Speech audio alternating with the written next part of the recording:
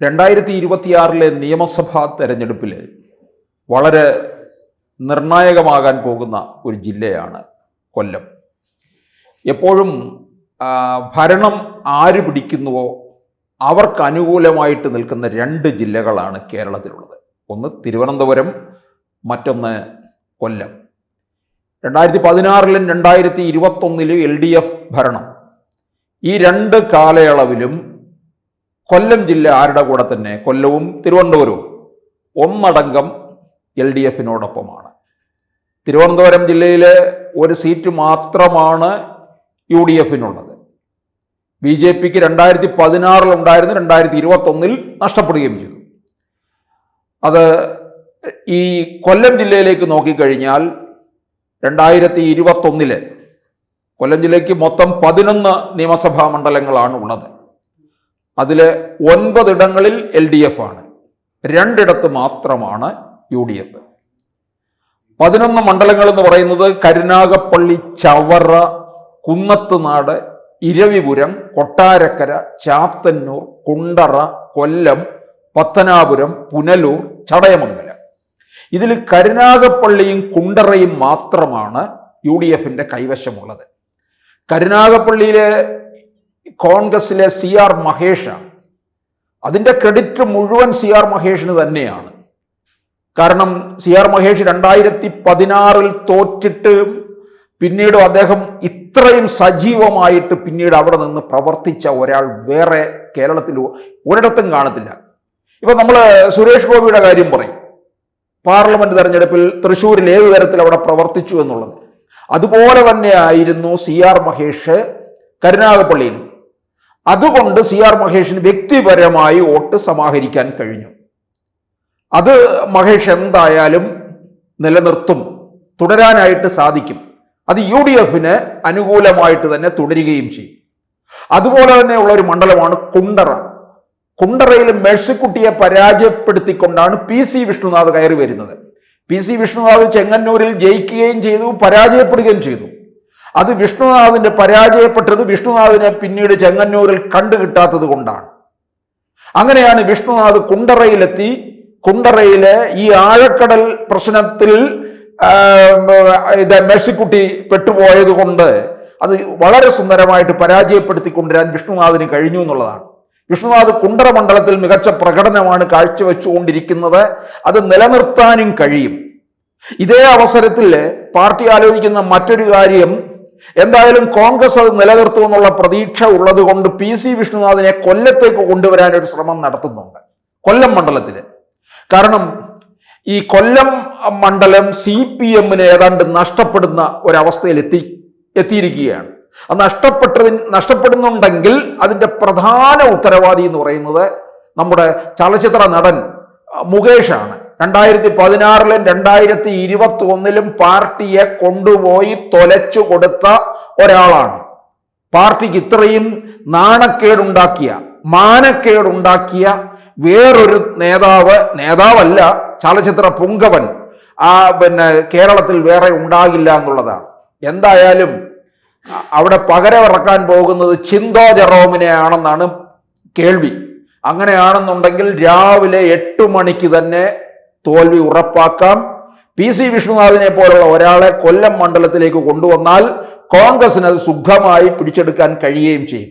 ഇനി ബിന്ദുകൃഷ്ണനെ ഇറക്കുന്നുണ്ടെങ്കിൽ അവിടെ പാരവെപ്പ് ഉണ്ടാകും. കോൺഗ്രസ്സുകാരാണ് തമ്മിൽ പാരവയ്ക്കാനും പാലം വലിക്കാനും ബഹുസമർത്ഥന്മാരാണ് കോൺഗ്രസ്സുകാര്. ഭരണം കിട്ടുമോ ഇല്ലയോ എന്നുള്ള കാര്യം പിന്നീടേ നോക്കാറുള്ളൂ. അപ്പോൾ എന്തായാലും ഈ കൊല്ലം പാർലമെന്റ് മണ്ഡലത്തിലുള്ള 7 മണ്ഡലങ്ങളും ഇവർക്ക് സുഖമായിട്ട് പിടിച്ചെടുക്കാൻ കഴിയും. കാര്യം NK പ്രേമചന്ദ്രൻ അത്ര മികച്ച മുന്നേറ്റമാണ് പാർലമെന്റ് മണ്ഡലത്തിലൂടെ നടത്തിക്കൊണ്ടിരിക്കുന്നത്.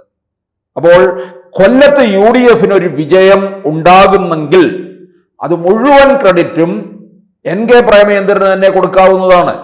പ്രേമചന്ദ്രൻ കൊല്ലം പട്ടണത്തിന് ഉണ്ടാക്കിയിട്ടുള്ള വികസനവും കാര്യങ്ങളും അത്ര വലുതാണ്. പാർലമെന്റ് മണ്ഡലത്തിന് ഉൾപ്പെടെ മറ്റ് 6 മണ്ഡലങ്ങളിലും ചേർത്തുകൊണ്ട് തന്നെ പറയുകയാണ്. അപ്പോൾ അങ്ങനെ വരുന്ന ഈ കൊല്ലം മണ്ഡലവും ഇവർക്ക് UDFിന് അനുകൂലമാക്കി മാറ്റാൻ കഴിയും. പിന്നെ UDFിന് അനുകൂലമാക്കാൻ കഴിയുന്നത് ചവറയാണ്. ചവറ നമുക്കറിയാം, RSPയുടെയാണ്. ചവറ മുതൽ ചവറ വരെ കിടക്കുന്ന ഒരു പാർട്ടി എന്നൊക്കെ നമ്മൾ വിശേഷിപ്പിക്കുന്നത്. അവിടെ ഇപ്പോൾ സുജിത് വിജയംപിള്ളയാണ് 2016 ഇടത് സ്വതന്ത്രനായി മത്സരിച്ച് വിജയിച്ച വിജയംപിള്ളയുടെ മകൻ. വിജയംപിള്ളയുടെ നിര്യാണത്തെ തുടർന്ന് മകനാണ് ഡോക്ടർ സുജിത് വിജയംപിള്ളയാണ് മത്സരിച്ചതും വിജയിച്ചതും.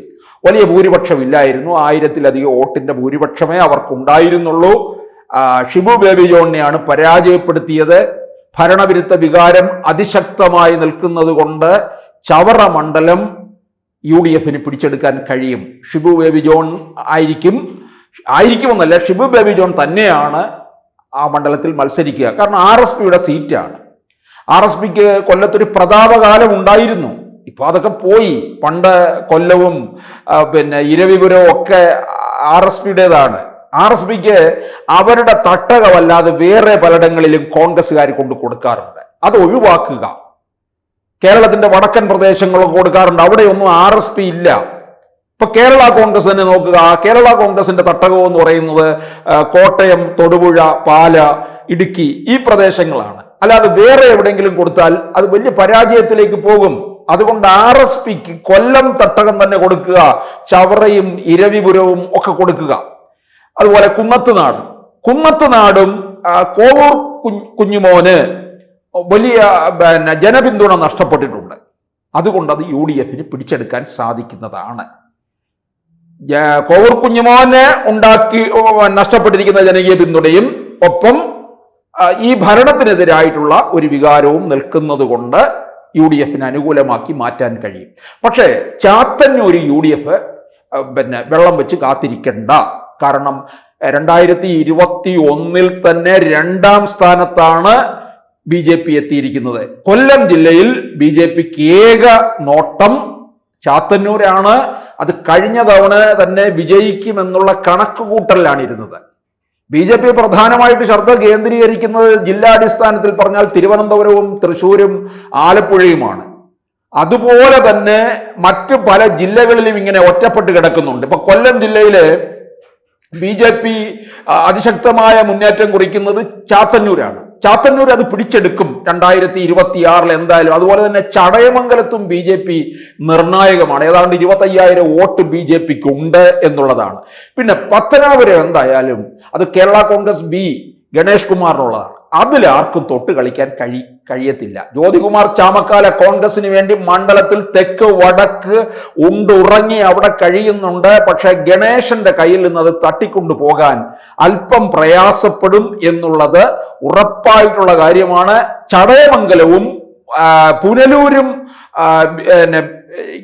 LDFന് നഷ്ടപ്പെടാനുള്ള സാധ്യതയാണ് കാണുന്നത്. അതുപോലെ തന്നെ കൊട്ടാരക്കര ഐഷ പോറ്റി UDFന്റെ സ്ഥാനാർത്ഥിയായി രംഗത്ത് വരും. അങ്ങനെയാണെന്നുണ്ടെങ്കിൽ ഇപ്പോൾ നമ്മുടെ ധനമന്ത്രി മത്സരിച്ചിരിക്കുന്ന ഇടമാണ്. ഐഷ പോറ്റിയിലേക്ക് തന്നെ ആ മണ്ഡലം പോകാനുള്ള സാധ്യതയും കാണുന്നുണ്ട്. അപ്പോൾ UDFന് അനുകൂലമായിട്ടുള്ള ഒരു തരംഗം കൊല്ലം ജില്ലയിൽ ഉണ്ടാകും എന്ന് വേണം മനസ്സിലാക്കാൻ. കൂടുതൽ വാർത്തകളും വിശേഷങ്ങളും നിങ്ങളിലേക്ക് എത്താൻ ABC മലയാളം സബ്സ്ക്രൈബ് ചെയ്യുക, ബെൽ ബട്ടണും അമർത്തുക.